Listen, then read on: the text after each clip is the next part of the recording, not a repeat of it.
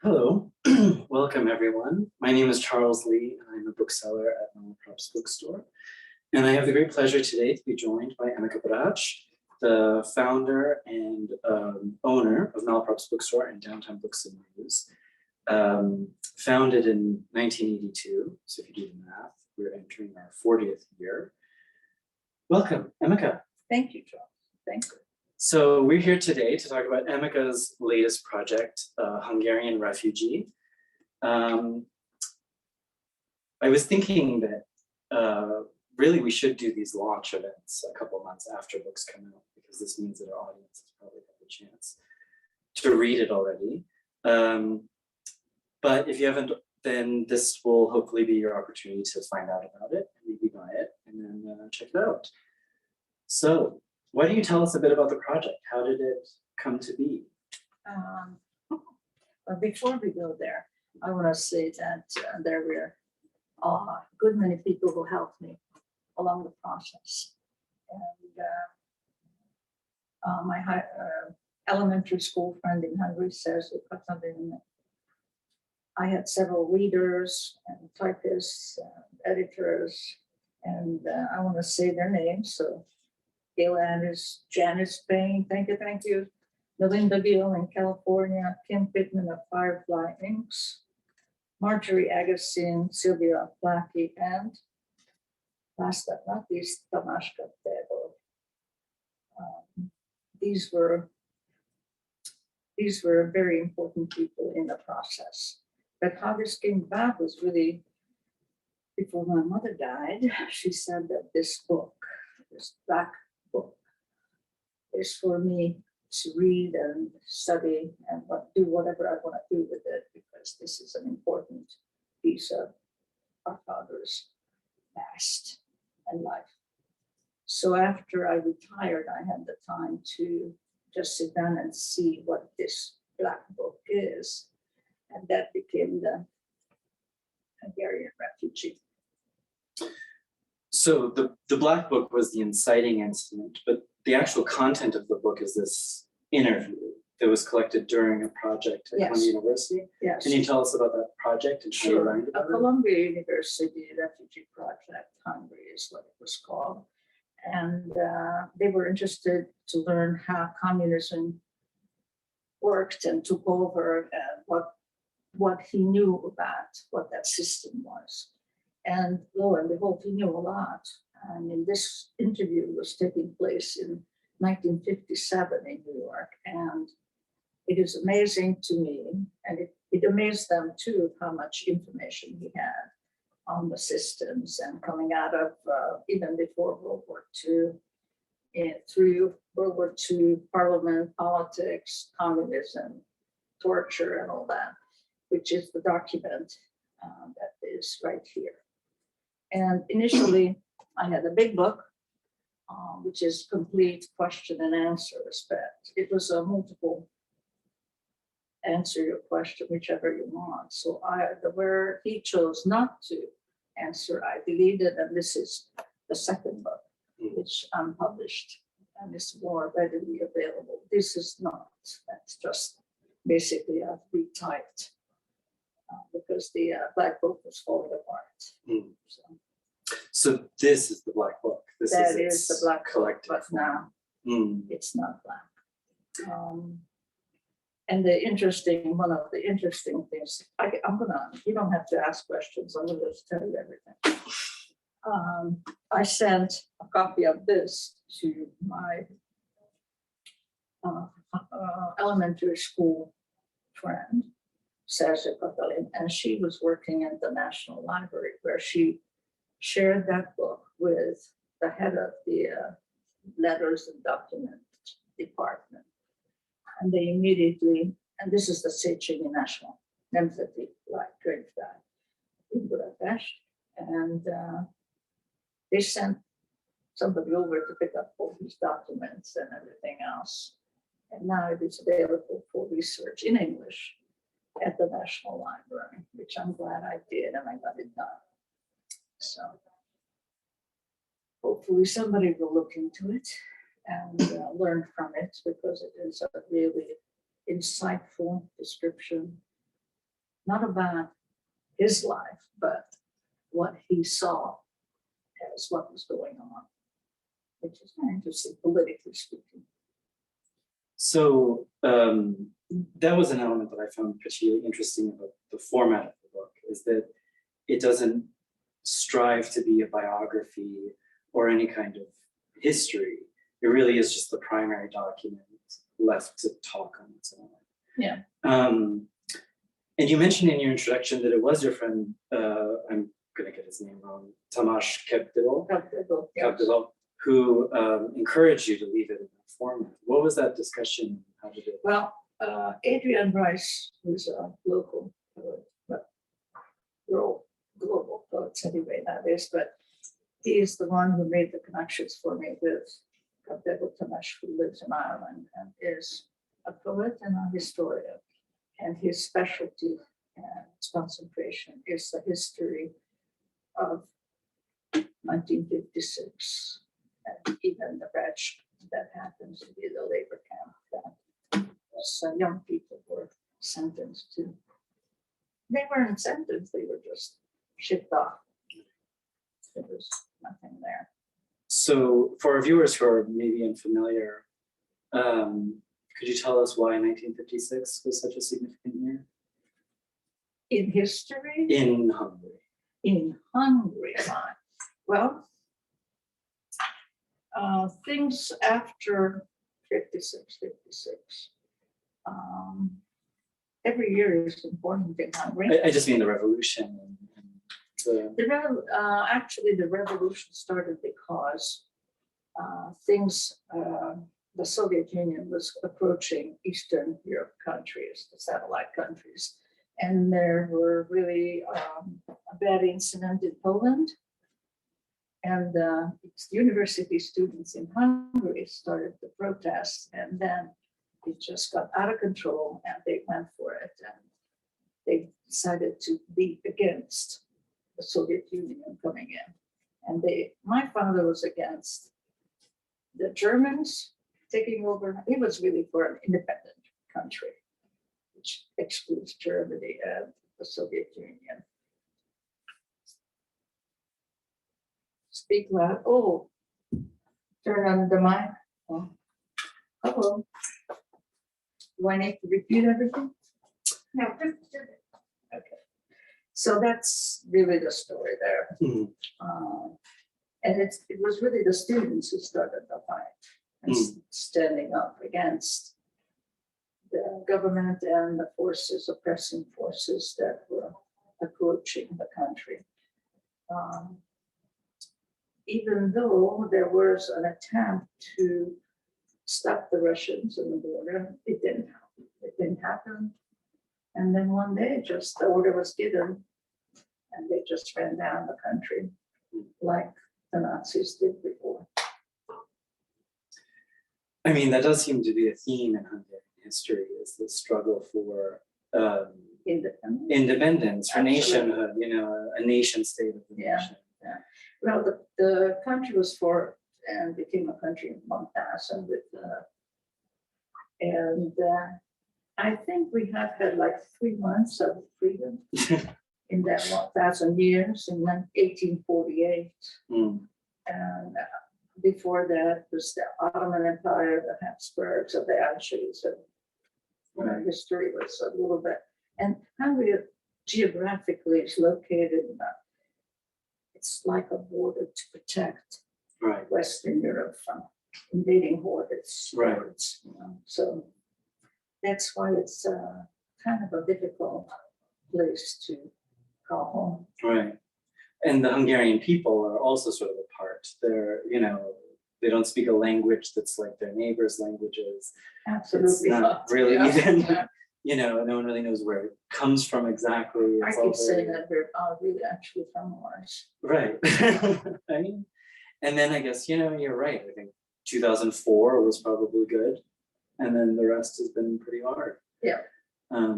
But yeah, so in the introduction, you describe the process of identifying your father's interview in this collection of interviews that Columbia carried out, based on the biographical information revealed because all the interviews were anonymous. Right. What was that like when you found his interview? When you knew it was him? Well, the interview was the Black Book. Oh, okay. Okay. So and there was a number on it, and my partner did some research and found the Columbia University project. And then I looked up 152, and there it was. This person was born in Gyurcsány, Hungary, father Calvinist, mother Catholic, and that's all the information that they give you because they're afraid of reprisal on the family. They interviewed about 170 Hungarians in 1957, and I think his was the longest, and they commented on that. To let him tell you the whole story. Yeah, and he really does. Yeah, It's he the whole does tell the story. story. It's an amazing piece of knowledge that's right there for you to learn from. Right. And the thing that comes across, like more than just the vastness of the knowledge, is really his insight. When you read him, he's very clearly a careful thinker, I'd say. He's not a knee-jerk about anything. But when you were going through it, what was the insight that most struck you? Well, this is my father, and I grew up with him being on a big picture in the parliament, and practically my grandmother Jane left me in front of it.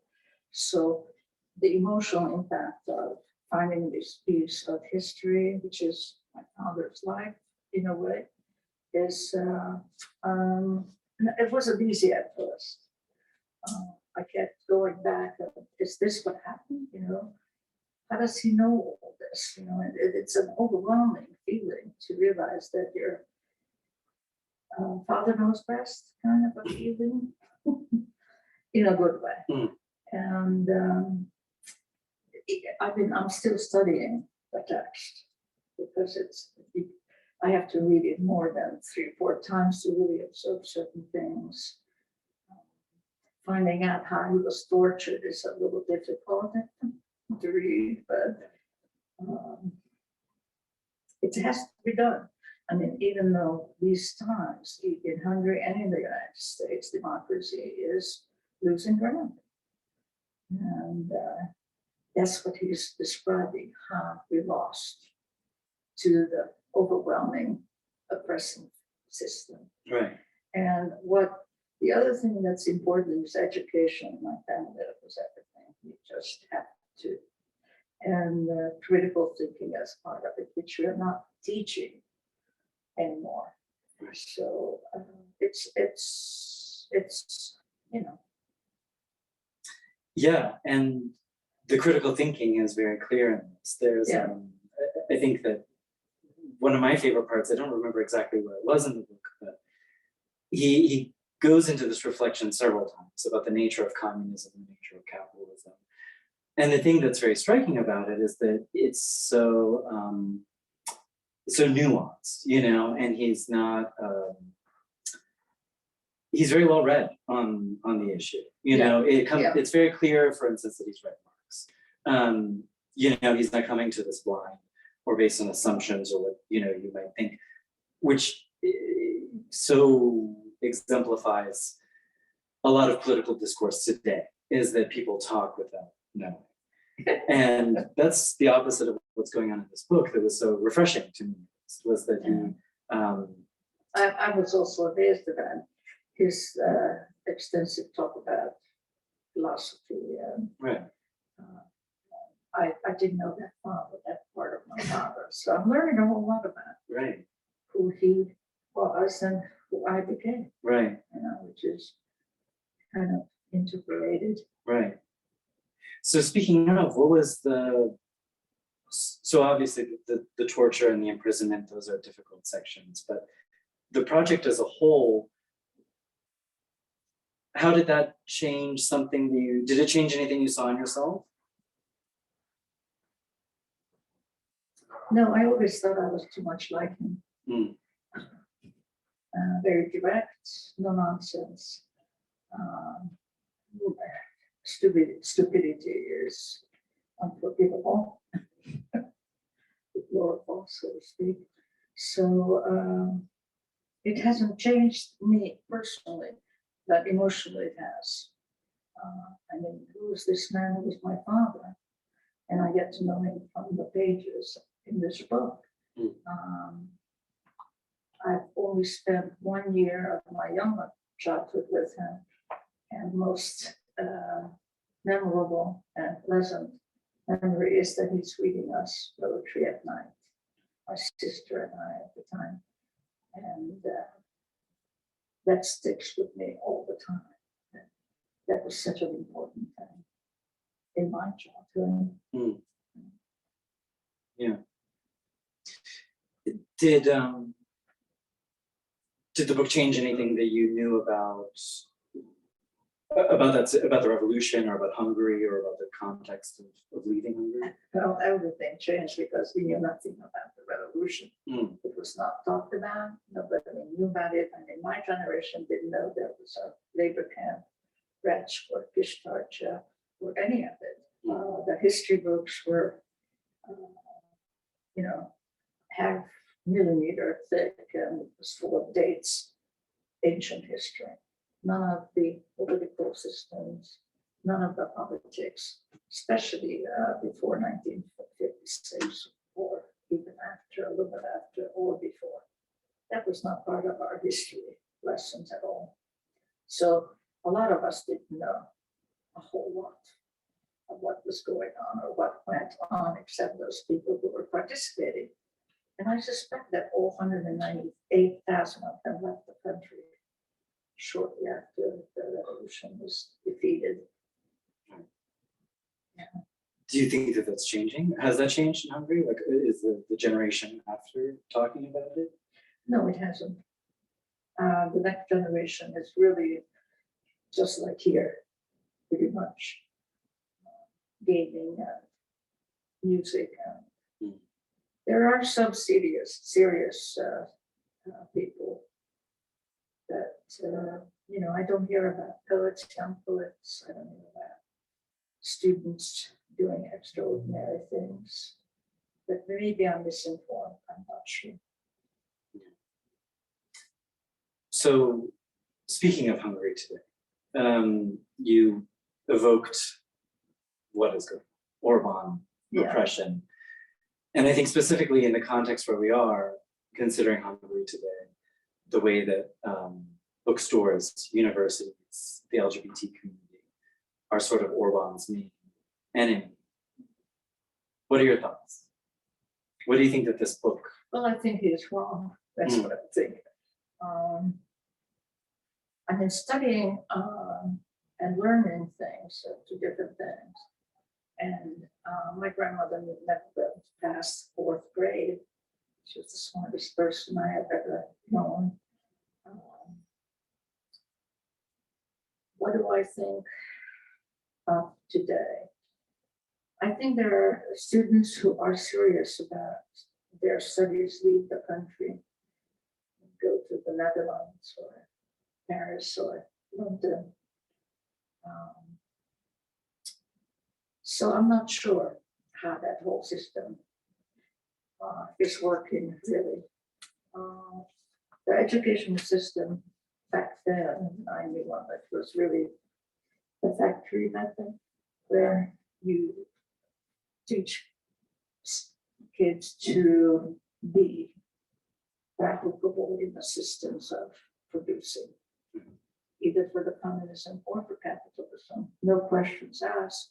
You never could ask a question of a teacher, which was opposing, but never mind, you couldn't ask a question in class. It was all basically just what they told you, and you had to regurgitate all that information, and then you're a great student. Yeah. Paulo Freire, the Brazilian pedagogue, says that educational systems can only exist either to create conformity or create liberation. But they can never create both. So it sounds like you're saying that the current situation is a product of an education system that failed the population. That is correct. What do you think that I guess what I'm getting at is there are obvious parallels between this book and what's happening now, both in Hungary and here. Was there a certain kind of urgency in making the book with that in mind, or is that just a coincidence? No. That's that would be just too much to handle at the same time that I'm dealing with reading and staying true to what he was representing. And actually, Top Devil said that do not change a single word of your father's because it's that important. And that's basically what I did. Just got rid of the questions that he didn't answer. Right.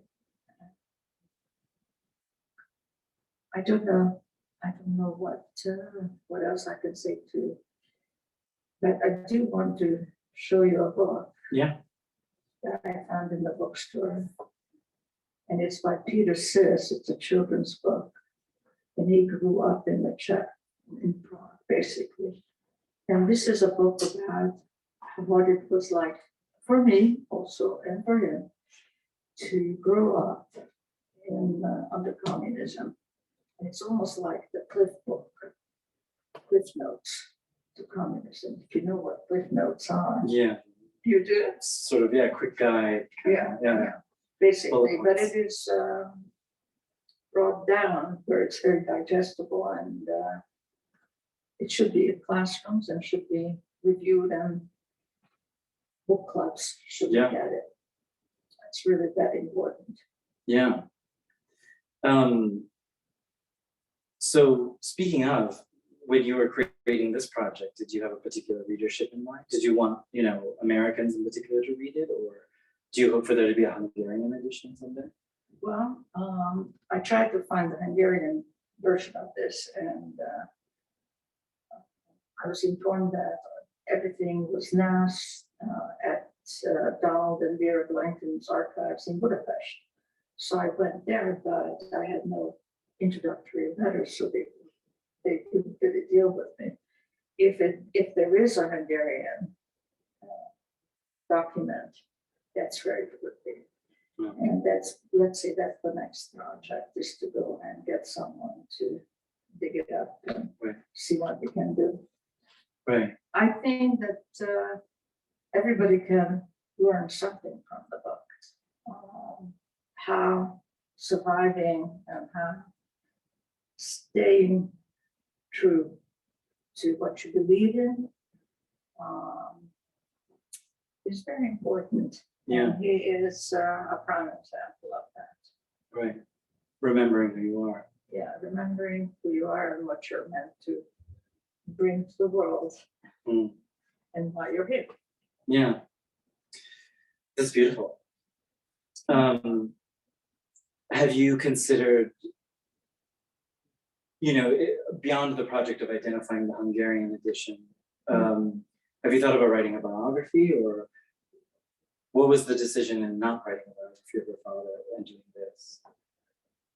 Well, because I didn't know much about him, so I had to start and learn who he was and what it means. And I think I've been writing poetry and stuff, and my parents always show up in there. My biography is, I don't know. I don't think so, but do I write? Yes. Yeah. I mean, I know you as a writer, and in that line of thought, this is a very different role than for you as compiler, editor, curator of the stories. Yes, it guy. is. What was beyond the advice of your friends, or the decision to make it solely the interview? A thing I found striking is that you're actually quite absent from it. It's not a book about you, and I'm curious about that process. Well, as you noticed, it's not about him either in the book. Right. He's not really talking a whole lot about himself in the whole picture. And it's not my book. It's not about me. It's about a man who stood up against two systems, oppressive systems, and how he survived it and all the challenges that he experienced during that process. I mean, he was a political figure from, I would say, 1938. There was a minister in the Bourgeois church who was a really very decent person and had a very active program for young people to help the community to go and to plant trees. And this is early, in not this year or last year, but a long time ago. He was already teaching them to be critical thinkers. He encouraged the youth group to go and help Jewish children be taken out of Hungary to save lives. So they did some really important work, and it wasn't just, it was a group of them. My uncle was there too. And my father married his sister. That's the connection there. But they were friends for the rest of their lives and early on. And the importance of friendships. I was at dinner with my uncle in Budapest one time, and we're sitting around, and all of a sudden, the gypsies playing some, songs and music is going on, and my uncle goes and says, "Oh yes." And there was a gentleman sitting across the restaurant who sent him the folk song. That was kind of that's how they talk to each other, really sending poetry or singing, or after things got really hot. And this was, 20 years ago. This was not in the 50s or the 60s. It was not that long ago that happened. And that still was somewhat unidentified of what's going on. And I understand now why nobody said anything about my father in family. I didn't know who he was or what happened to him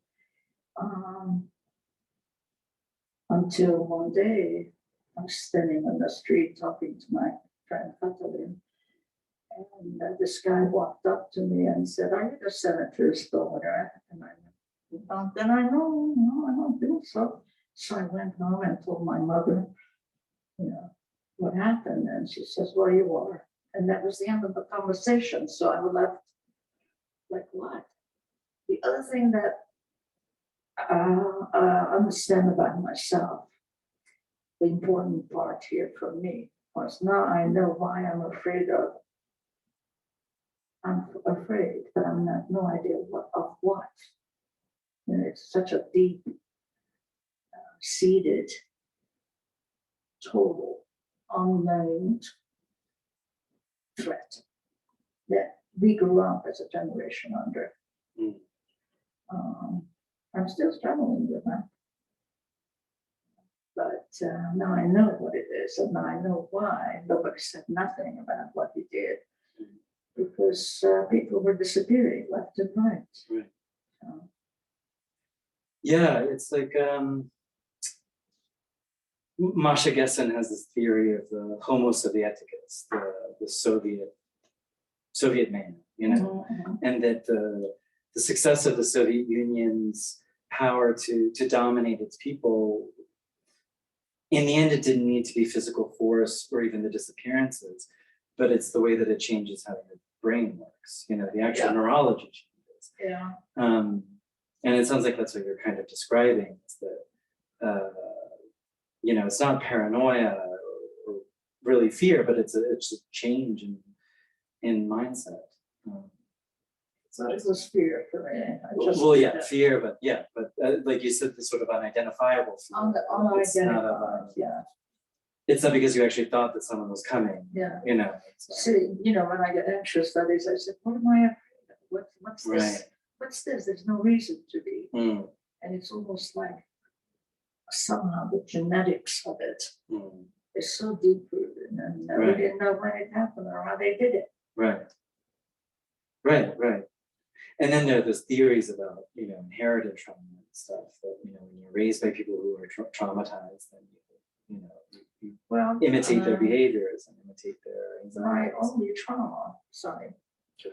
my only trauma really was, my father was already here and he sent a little box of chocolates and a little toy, something, with the ambassador to Hungary. And he taught the ambassador Hungarian, so that's how the connection there. So that we were invited, so my mother decided to take me with her, and which was fine and all that. And on the way home, she went back to work, and I went and took the train to my village. And before I got on the train, a gentleman pulled me into this courtyard and said, "What were you doing there?" You know, asked me, and I was like, "What? Nothing really." I showed him when I got toys. But that was the only real trauma for me. How old were you? 68, 10. No, Yeah. 50, 50, Right. whatever. Yeah. 58, 68, I would have been a grown up. Right. I was already here, I came in 64. Right. And the reason why I'm actually here is because Khrushchev and Kennedy in Vienna made an agreement to reunite families who have been separated for how many years? We were separated for 8 years, so we got our walking papers and came to the United States. Wow. Yeah. So after having kind of half grown up here, I guess you were just, you're finishing up growing up when you came here. You were at the end of growing up. What was it like the first time you went back to Hungary? When was the first time you went back? About 4 years, so that would be 68, Okay. 1968. So you were like early 20s. Yeah. I was glad to be there. I was glad to be with family and eat good food and listen to music and listen to the language. You know, public transportation, I would just immerse myself in the language itself, which I didn't really hear that much. So it's good. That was good. Things didn't change that much at that point, or I was not paying attention that way. I was basically reconnecting with my family and friends. Yeah. And then going back since, you said that the last time you were in Budapest was just before the pandemic, right? Yeah, 2019. Okay. We did a loop. Went to Budapest and Florence and Portugal. My cousin, my uncle who's in this book, his daughter was at the Hungarian embassy in Lisbon. So went to visit her. Okay. Does the, obviously places change, and a place like Hungary has changed quite a bit since, Oh, yes.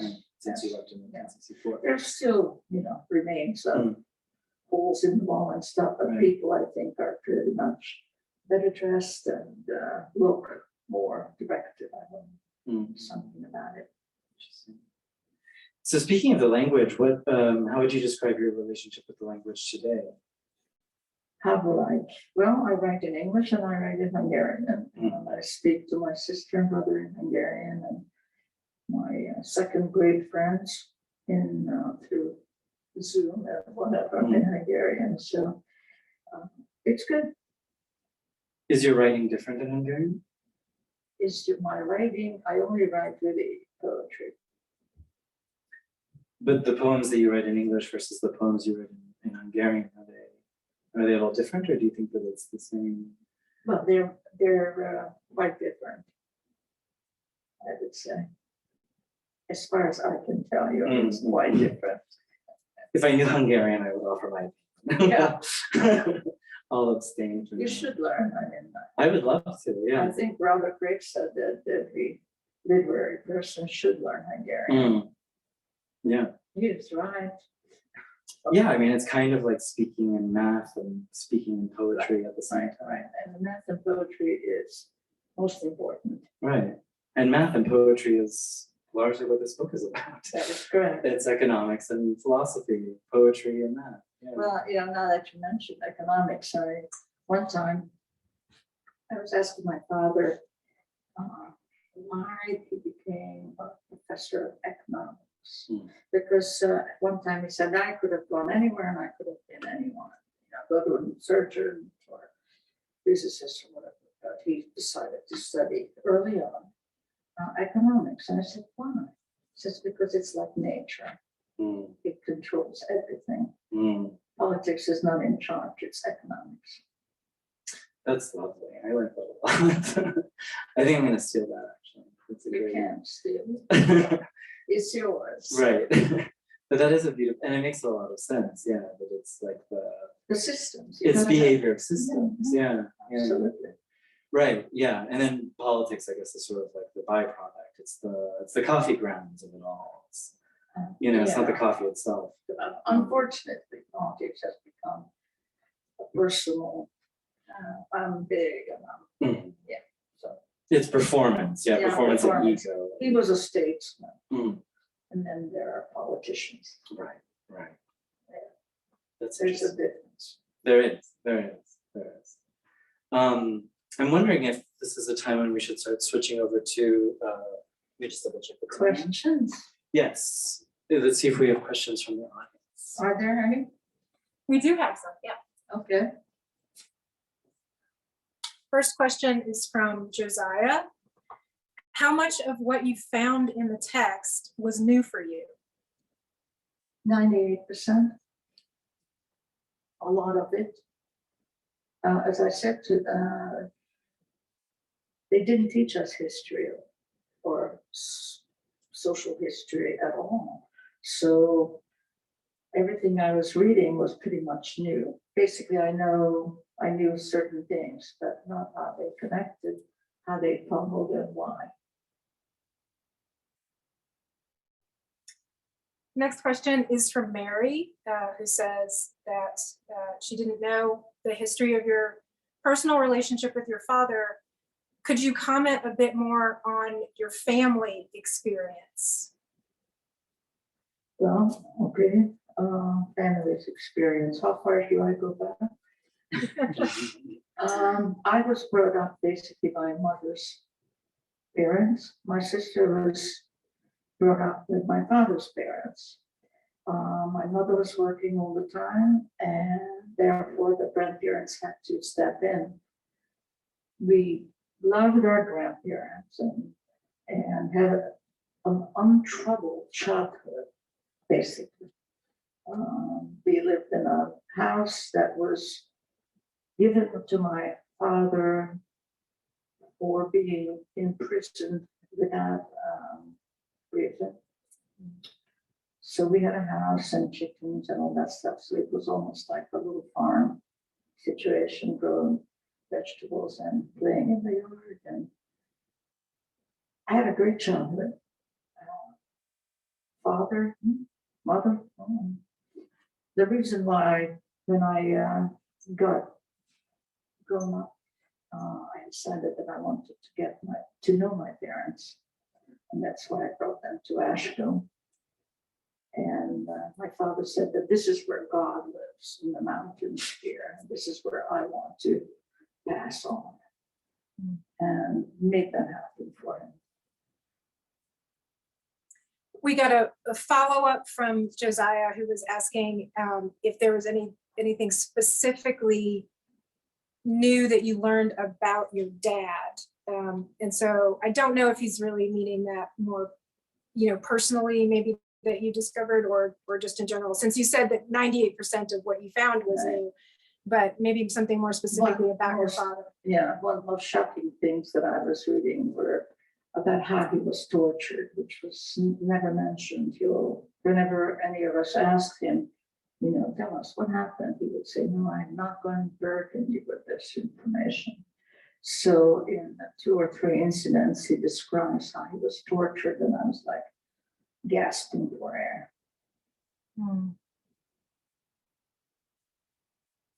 So our next question, based on what you know about your father's story and the history of the Hungarian uprising of 1956, what do you think is the connection or lack thereof between art and politics?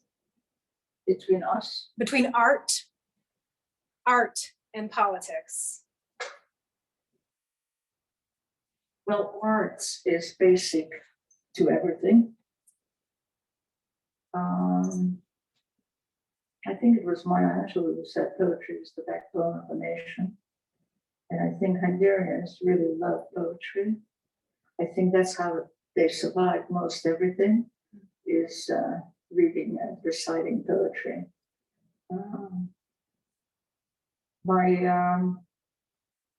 Even in labor camp prison for 4 years, at night they would recite poetry, half dead, but they would recite poetry or sing folk songs. So that kind of carried them on, and they carried that tradition even after they were freed, not freed, but they walked out of the labor camp.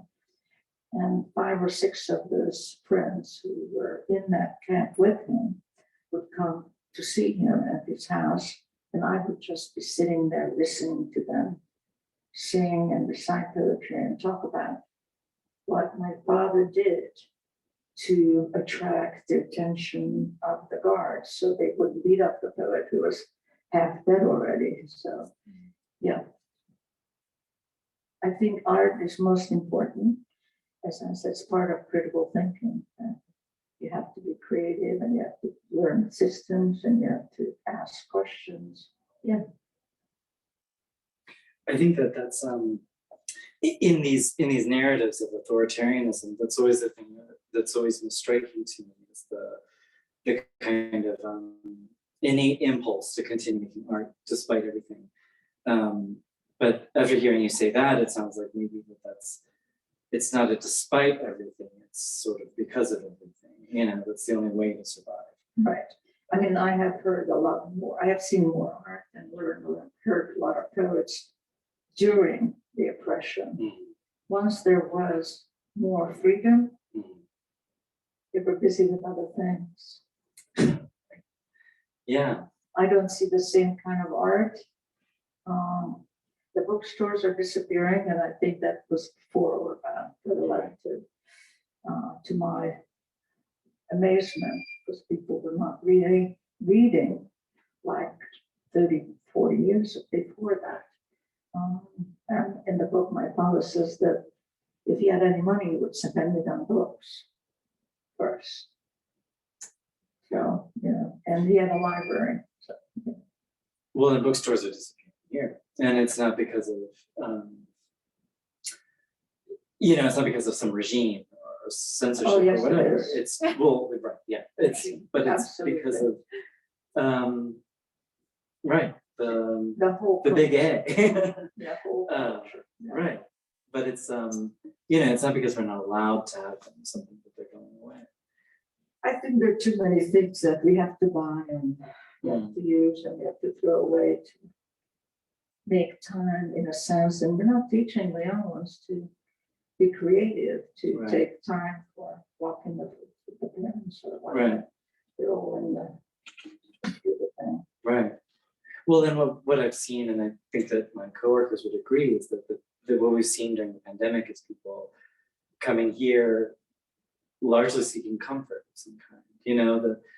When you have that interaction with somebody who's looking for something to read, it's not ever actually about a desire to read Anna Karenina. It's a desire to feel human with humans, connected. Yeah. Well, that has been my experience in this bookstore. Also, people would walk in and they would go, feels so good. Among books. Right. And then the connections that I have made in 4 years are amazing. Right. And the number of people who come in here and, I grew up in Asheville, and I grew up with Malaprop as my store, and with Downtown Books and News as my other store. And then there's several other bookstores in this not very big city. Yeah. And it's amazing the number of customers who come in and there isn't a bookstore in the city where they come from. It's either the same size or bigger than Asheville. Much bigger. Much bigger. Such as Charlotte. Yeah. And I just grew up always thinking that this is what cities look Well, half the population in Nashville came and moved here because of Malaprop. like. That's what they said. Yeah, it's not wrong. In It's a not way, wrong. it's an indicator of what is possible in this community, what they're supporting, Right, and they want to be part of that. right, And that's a good thing. So they Yeah. feel safer in making that decision to camp out here. right, Not, I don't mean in the bookstore, I mean in town. right. Yeah. So I guess we're nearing the end. A thing I like to ask authors that come to these events is recommendations of what we should read when we're finished with their book.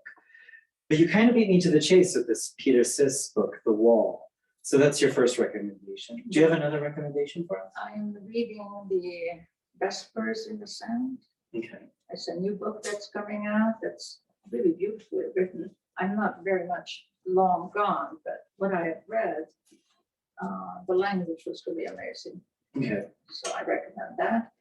And if you want science fiction in a strange way, Project Hail Mary is pretty good. Project Hail Mary. That I like that as a connection to this.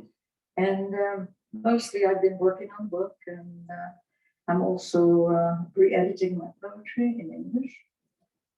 So I'm busy with that kind of stuff. I mean, those are great recommendations. I like Good. that as a collection. A Oh, children's book. yeah, you gotta A read this sci-fi book. Wait, I have one Oh. to show. Marjorie Agassiz, she's really wonderful. This is an anthology of what it feels like when you have to leave your homeland. And these are authors who give you an essay on that project. And I'm in there with the American Childhood Analysis and curating it basically in the book. So you can read that. Okay. Normally I don't offer a recommendation, but I just happened to read a book that is very closely linked to this. Okay. The Bonefires by George Dragoman. Oh, mhm. Little boy in Hungary, orphaned, raised by a grandmother that turns out to be a witch in 1960s Hungary. So we get the sci-fi and we get That's wonderful. the uprising. So, Yeah. Well, the witches were called grass women in Hungary. mm, The translation. that's interesting. Yeah. Well, I thank you, and I thank everyone who supports and is present and enjoys visiting Malaprop's and Untitled Books and News. It's the best thing you can do for yourself, I promise. Thank you, Emoke. This Thank was a you, wonderful Charles. conversation. Great.